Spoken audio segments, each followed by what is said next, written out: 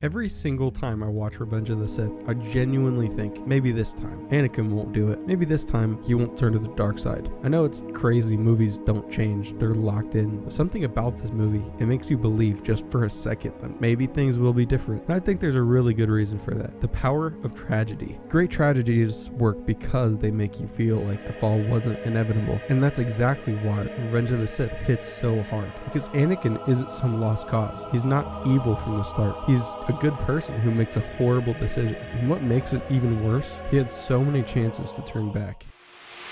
The illusion of choice. One of the most genius things about this movie is that it makes Anakin's fall feel like a choice. Like there were still moments right up to the last second where he could have stopped himself. When he was standing in the Jedi Council chamber looking out over Coruscant, you feel that internal war raging inside him. You want to believe that maybe this time he won't go to Palpatine. Maybe this time he'll listen to Padme. Maybe he'll trust Obi-Wan. The slow burn descent. But that's the thing. Revenge of the Sith doesn't just flip a switch. It's a slow burn. Anakin doesn't fall all at once. He makes a series of choices, each one pushing him just a little bit further down the wrong path. First, he kills Dooku. It's not a Sith act yet, but it's the first crack. Then he starts questioning the Jedi more. Then he confides in Palpatine, and before he realizes it, he's in too deep. He's standing in that office, watching Mace Windu about to kill the man he thinks is his only shot at saving Padme. And this is where it always gets me, because in that moment when Palpatine is on the ground weak screaming for help, Anakin is still not fully gone. He still has a choice, and when he ignites his lightsaber and cuts off Mace Windu's hand, that's the point of no return.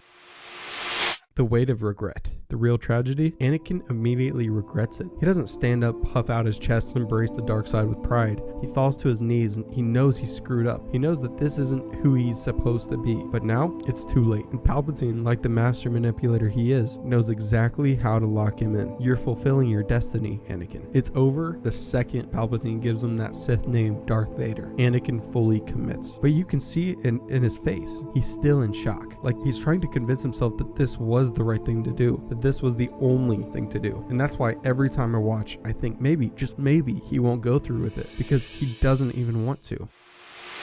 Why it feels different than other tragedies. A lot of tragic characters have that moment where they fully embrace their darker nature, like Walter White in Breaking Bad or Michael Corleone in The Godfather. But with Anakin, it never feels like he truly does. Even when he's marching into the Jedi Temple, slaughtering younglings, there's this emptiness in him. Like he's doing it because he has to now, not because he wants to. And that's what makes it different from so many other stories. It's not a villain origin story where the protagonist is slowly seduced by power. It's a tragedy where a good person slowly convinces himself he has no other choice. And because of that, every time I watch, I think maybe he'll see another way. Maybe he realizes it's not too late. That scene that always gets me, but if there was one moment that really cements why this movie makes me feel this way, it's that last conversation between Anakin and Obi-Wan, because even at the very end, after everything, Anakin is still trying to convince himself he did the right thing. From my point of view, the Jedi are evil. That is not confidence, that's desperation. That's Anakin clinging to the idea that he had to do this, that he had to betray everything he once believed in, because the alternative, admitting he was wrong, accepting that he doomed everything he loved for nothing, that's too painful to face. And the second Obi-Wan says, "You are my brother, Anakin, I loved you," that's it. Anakin isn't there anymore, only Vader remains.